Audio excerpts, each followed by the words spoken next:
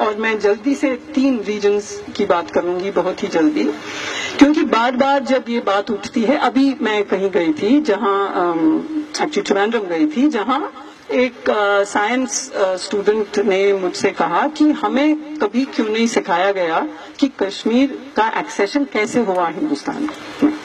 हमें स्कूल में ये क्यों नहीं सिखाते, क्यों यही सिखाते हैं कि Kashmir is an integral part of India. तो सवाल बहुत ही गंभीर है और एक्चुअली ज्यादा लोग इतिहास नहीं जानते। सीएचएस के टीचर यहाँ मौजूद हैं और सीएचएस के स्टूडेंट्स यहाँ मौजूद हैं। आप जानते हैं क्यों सीएचएस पे और इतिहास पे इतना बड़ा हमला ये लोग करना चाहते हैं? क्योंकि इतिहास एक बार हम जान गए तो राष्ट्र के सारे रहस्य खुल जाएंगे, राष्ट्रवाद का पोल खुल जाएगा। यही है प्रॉब्लम। तो अगर आप तो जब हम कहते हैं बार बार इंडिया इंडिया, 15 अगस्त 1947 में उस वक्त उस मोमेंट पे इंडिया जिसे हम कह रहे हैं उसके कई जगह ऐसे थे, कई रीजन्स ऐसे थे जिनकी अपने स्वायत्त इतिहास थे, completely autonomous of the nation state. वो सीधे ब्रिटिश गवर्नमेंट के, ब्रिटिश सरकार के साथ वो डील कर रहे थे, नेगोशिएट कर रहे थे और उनकी अपना इतिहास था। लेकिन इस सब को एक तरफ करके इंडियन स्टेट ने एक बड़ा स्टेप लिया कि ये सब हमारा है। अब मणिपुर को लीजिए,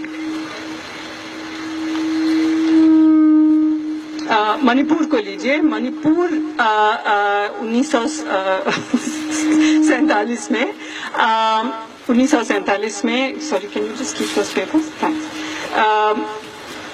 एक इंडिपेंडेंट कॉन्स्टिट्यूशनल मोनार्की बनाया था, एक संवैधानिक राजशाही उन्होंने एस्टैब्लिश की थी with a democratically elected assembly.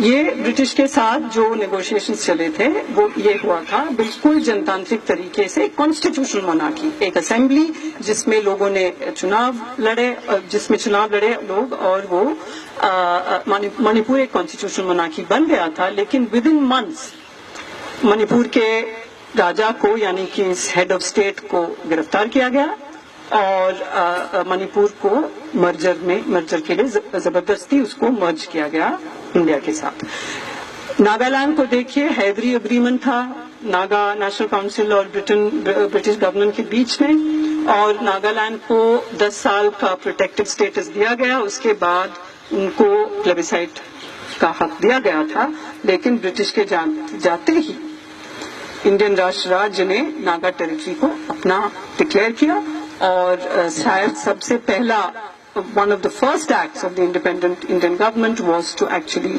aerially bomb Nagaland. Kashmir की कहानी एक्चुअली यहाँ मुझे बताने की जरूरत नहीं है, आप सब जानते हैं कि जो प्लेबिसाइट जो प्रिंसिपल अपनाया गया बाकी किंगली स्टेट्स के लिए, जैसे जूनागढ़ को लीजिए, जूनागढ़ के रूलर मुसलमान थे, लोग हिंदू थे, वो चाहते थे कि वो पाकिस्तान के साथ जाए, लेकिन प्रिंसिपल ये दोहराया गया कि लोग क्या चाहते हैं, और लोगों ने चाहा क्योंकि हिंदू मेजॉरिटी था कि हिंदुस्तान के साथ रहेंगे, तो जूनागढ़ हिंदुस्तान में आ गया। और ऐसे कई और स्टेट्स भी थे, लेकिन कश्मीर में ये हुआ कि जो एक्सेशन हुआ पाकिस्तानी वो ट्राइबल इन्वेजन के बाद, वो एक्सेशन एक शर्त पे हुआ था कि, और कश्मीर आप जानते ही हैं मुस्लिम मेजॉरिटी और हिंदू रूलर, तो वही प्रिंसिपल अपनाया जाना चाहिए था जो जूनागढ़ के साथ हुआ था, नहीं हुआ। और एक्सेशन इस शर्त पे हुआ कि जब इन्वेजन खत्म हो जाएगा, जब सिचुएशन शांत हो जाएगी, तब प्लेबिसाइट होगा। तब से आज तक प्लेबिसाइट नहीं हुआ है, और हम सब जानते हैं कि दुनिया भर में ये माना जाता है कि India is illegally occupying Kashmir. Everybody accepts it. Let us go and invade the US, let us go and invade the European countries because they are a global super power and they are saying Kashmir is illegally occupied by India.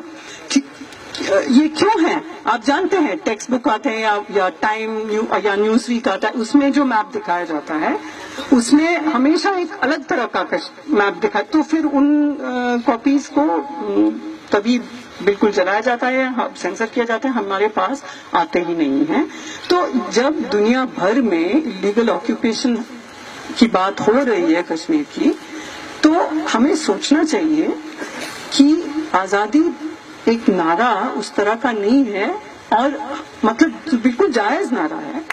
और अगर कोई आजादी का नारा उठाता है कश्मीर से, तो हम कम से कम ये समझे कि दुनिया में इंडिया को किस तरह समझा जाता है। इट्स एन इंपीरियलिस्ट, इट्स बिल्कुल एक साम्राज्यवादी देश की तरह माना जाता है। तो क्या हमें इस पे गर्व नहीं चाहिए? गर्व होना चाहिए।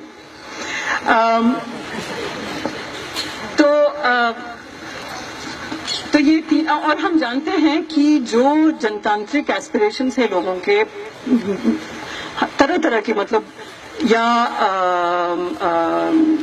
नॉर्थ ईस्ट में या कश्मीर में हो या छत्तीसगढ़ में हो, एक आफ्सपा जो है वो एक बहुत ही महत्वपूर्ण वो एक ब्रह्मास्त्र है, जिससे कि इंडियन नेशन स्टेट किसी न किसी तरह ऑर्डर को कायम रखता है, सोशल ऑर्डर को कायम रखता है। It is a daily emergency, वो एक निरंतर रोजाना इमरजेंसी है इन जगहों में जहां आफ्सपा है। और क्योंकि हमारे नाम पे, यानी कि भारत के सिटीजन्स के नाम पे हमारे इलेक्टेड रिप्रेजेंटेटिव्स ये आफ्सपा चला रहे हैं, हम सब इसके इनजस्टिस में, इसके अन्याय में हम सब मौजूद हैं। हमारे नाम पे किया जा रहा है कि something like I don't know 30-40% of the country is under military rule.